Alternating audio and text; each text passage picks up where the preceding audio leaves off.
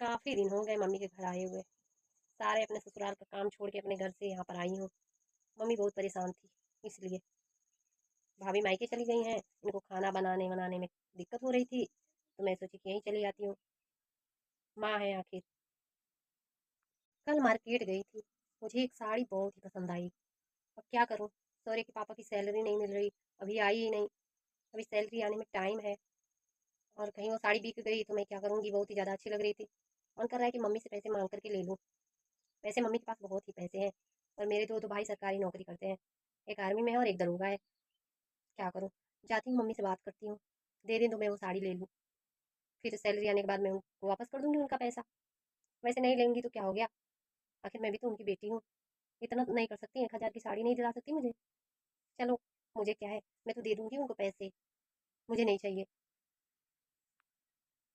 जाती हूँ मम्मी से कहती हूँ, देखो दे देती हैं, क्या करती हैं। वैसे तो दे ही देना चाहिए उन्हें, मैं तो कभी माँगती नहीं हूँ ऐसे मुँह खोल कर के। मम्मी, क्या कर रही हैं? हाँ, सारा काम हो गया। बेटी बैठी थी मैं। हाँ, बहुत ही पैर-वैर में दर्द हो रहा है ना, क्या करूँ? तू आ गई है तो बहुत ही आराम मिल रहा है। सारा घर का काम कर देती है, मेरा हाथ-पैर भी मालिश करती है। हाँ, बेटा, तेरी जैसी बेटी सभी को भगवान दे। हाँ, कितनी अच्छी है तू।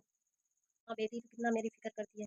एक मेरी बहू है, जो मेरी कदर ही नहीं करती और मायके चली गई मुझे छोड़कर। तू नहीं होती तो शायद मैं नहीं बच पाती। आज तूने सेवा-वेवा मेरा करके, दवा-दापन करके तेरी आप फ़िक्र क्यों कर रही हैं? और भाभी नहीं है तो मैं हूँ ना, मैं आपकी देखभाल करूँगी, जब तक नहीं आती हैं वो।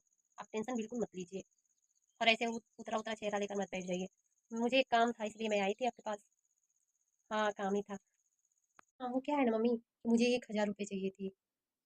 हाँ, वो साड़ी देख के आई थी मैं कल मार्केट से, वही लानी थी। मैं तो आपसे पैसे नहीं माँगती, लेकिन सहुरे के पापा की सैलरी नहीं आई ना, इसलिए कह रही हूँ। हाँ, बाद में मैं आपके पैसे वापस कर दूँगी।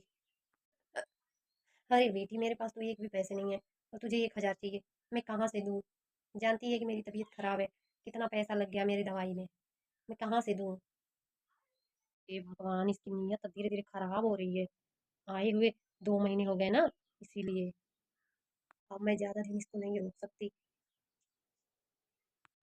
क्या हुआ मम्मी? क्या सोचने लग गई? क्या बात है? अरे बाप रे बाप! मैं तो सोच नहीं सकती कभी कि ये भी मुझसे पैसे माँगेगी। हे भगवान!